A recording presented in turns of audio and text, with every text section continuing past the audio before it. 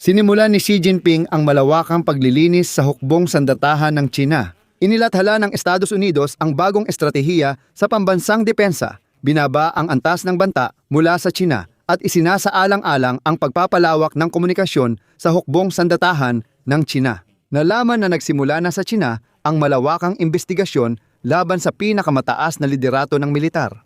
Dalawang pangunahing general ang iniimbestigahan, si Zhang Yuxia, Vice Tagapangulo ng Central Military Commission ng China, at si Liu Zhenli, hepe ng pinagsamang tanggapan ng Military Commission. Ayon sa Ministry ng Depensa ng China, may hinala ng malubhang paglabag sa disiplina at batas. Sa legal na practice ng China, ang terminong ito ay tumutukoy sa korupsyon o pampulitikang hindi katapatan. Si Zhang Yuxia, ang pinakamataas na opisyal militar sa China pagkatapos ni Xi Jinping, ay tinanggal, isang bihirang pangyayaring nagpaparalisa sa liderato ng People's Liberation Army ng China. Ngunit, lumalabas na ito ay tuktok lang ng yelo. Mas malawak pa ang paglilinis at umaabot sa daan-daang libong tao. Hindi ito biro. Ako si Alexi Pechi. Tuklasin natin ang paksang ito ng mas malalim. Pero bago natin simulan ang episode na ito, hinihiling ko sa inyo na mag-subscribe sa channel, mag-like at mag-iwan ng kahit anong komento sa episode na ito. Mag-subscribe rin kayo sa Telegram channel kong Pechi News. Nasa description ang link.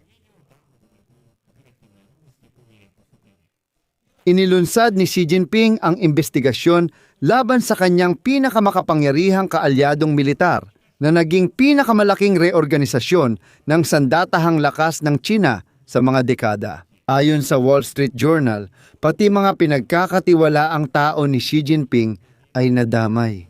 Matagal nang pinagkakatiwalaan ni Xi Jinping si General Zhang Yuxia sa loob ng maraming dekada. Matagal nang magkaugnay ang kanilang mga pamilya mula pa noong digmaang sibil sa China. Gayunpaman, ayon sa impormasyon ng Washington Post, sa nakaraang taon, nagpasimula si Xi Jinping ng record na dami ng mga disiplina. Mahigit 780,000 opisyal ang naparusahan. At halos 1,000,000 pa ang sumailalim sa mga pagsusuri at nakatanggap ng mga disiplina. At ito ay opisyal na impormasyon, hindi ito gawa-gawa lang. Noong Enero 17, inilabas ng Central Commission ng Communist Party ng China ang opisyal na ulat ng pagsusuri ng disiplina para sa 2025. Ayon sa ulat, mahigit 1,000,000 kaso ang naitala kung saan 783,000 tao ang naparusahan. Ito ay halos 11% na mas mataas kaysa noong 2024 na taon at ito ang pinakamataas na record sa nakalipas na 20 taon. Sa 783,000 katao karamihan ay mababa at gitnang antas na opisyal. Ngunit noong 2025, nadamay din ang 115 opisyal sa antas probinsya at ministeryo. Sa China, tinatawag silang mga tigre, ibig sabihin mas mataas na antas na ito. Sa kabuuan, naapektuhan ng hukbo ng China lahat ng antas, pati ang puwersang pangraketa na may hawak ng nuclear arsenal nito. Ayon sa lokal na media, ang pagtanggal kina Zhang Yuxia at Liu Zhenli ay nag-iwan sa Central Military Commission ng China na halos walang bihasang operatibong komander. Sa kasalukuyan, ang natitira na lang sa Military Commission ng China ay si Xi Jinping mismo at si General Jiang Zemin na namumuno sa mismong Disciplinary Commission na siyang nagparusa. Ayon sa lokal na Chinese media, ang destabilization ng pamunuan ng People's Liberation Army ay maaaring dahil sa hindi kasiyahan ni Jinping sa bilis ng modernisasyon ng hukbo at mga kaso ng korupsyon sa pagbili ng estratehikong materyales. Ayon sa mga ulat ng American Intelligence na sinipi ng Wall Street Journal, ang korupsyon sa missile forces ng PLA o People's Liberation Army ng China ay nagdulot ng pagbaba ng combat readiness ng nuclear triad. Binanggit ang pagbili ng mababang kalidad na kagamitan at problema sa infrastruktura ng Silo Launch Facility.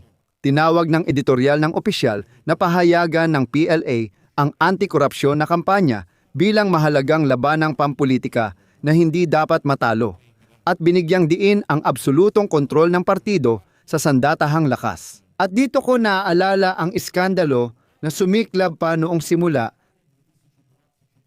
Ano ang nangyari noon? Noong Enero, nakatanggap ang intelihensya ng United States ng impormasyon na ang sistematikong korupsyon sa PLA ay seryosong nagpapahina sa kanilang kakayahang lumaban. At bilang mga halimbawa, nagbigay ang intelihensya ng 2 kaso. Ang mga ballistic missile ay pinuno ng tubig imbes na high-tech na liquid fuel. At ang pangalawang kaso ay mga sira-sirang takip ng launch silos. Sa kanlurang China, hindi mabubuksan ang mga rehiyon para sa paglulunsad ng misil dahil sa kalawang at mababang kalidad ng materyales. At noon pa man, kinumpirma na ng impormasyong ito na ang bilyon-bilyong dolyar na inilaan ni Xi Jinping para sa modernisasyon ng nuclear triad ay ninakaw lang. Ito rin ang naging dahilan ng sunod-sunod na pag-aresto sa mga general at mga ministro ng depensa sa loob ng maraming taon. At ngayon, umabot na si Xi Jinping sa pinakamataas na antas. At heto na, kamakailan, inilabas ng Estados Unidos ang bagong National Defense Strategy para sa 2026 na nagpapalit ng kanilang mga prioridad sa patakarang militar. Ang dokumentong iniharap ng Kagawaran ng Depensa ng Estados Unidos noong Enero 23 ay binibigyang diin ang pagtatanggol ng teritoryo ng Amerika at pagpigil sa China habang nililimitahan ang papel ng United States sa seguridad ng mga kaalyado sa Europa at iba pang rehiyon. May hiwalay akong video sa YouTube channel na ito tungkol sa paksang ito. Inire-rekomenda kong panoorin ninyo. Dito, itutok ko lang sa estratehiya ng China. Sa estratehiya ng United States para sa pambansang depensa, planong mapanatili at palawakin ng Pentagon ang direktang ugnayang militar sa hukbong sandatahan ng China. Narito ang CP. Gusto ni Pangulong Trump ng matatag na kapayapaan, patas na kalakalan at magalang na ugnayan sa China. Ayon sa atas ng Pangulo, magsisikap ang Kagawaran ng Tanggulan na palawakin at palalimin ang ugnayang militar sa hukbong bayan ng China. Pinapahalagahan ang estratehikong katatagan sa relasyon sa Beijing at pag-iwas sa insidente, de-escalation at pagbawas ng panganib. Kasabay nito, tapat at realistiko ang pagtataya ng Estados Unidos sa bilis at kalidad ng mabilis na pagpapalakas ng militar ng China. Hindi layunin ng Estados Unidos na mangibabaw, pahiyain o supilin ang China. Layunin namin na walang sinuman, kabilang ang China, ang mangibabaw sa Estados Unidos at mga kaalyado nito. Kaya dito ko sinasabi na ang desisyon ni Xi Jinping na linisin ang hukbo ay nagpapaduda sa plano ng Beijing na maging handa para sa posibleng operasyon sa Taiwan Strait. Ang pagtanggal kay Jian Yuxia, tanging miyembro ng konsehong militar na may karanasan sa labanan, ay nag-aalis sa hukbo ng pamumuno.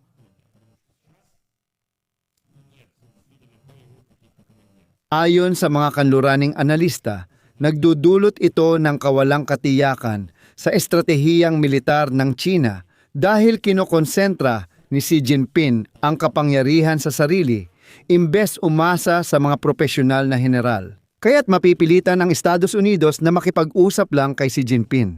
Dito, mahirap maisip na magkakaroon ng komunikasyon sa pamunuan ng People's Liberation Army ng China. Inalis ni Xi Jinping ang mga general at patuloy pa niya silang tinatanggal, kaya dito muna ako titigil. Ilagay ninyo ang inyong opinyon at mga konklusyon sa mga komento sa ilalim ng episode na ito. Mag-subscribe kayo sa channel, pindutin ang kampanilya at huwag kalimutang mag-like. Yun lang po, ingatan ninyo ang inyong sarili. Paalam sa lahat.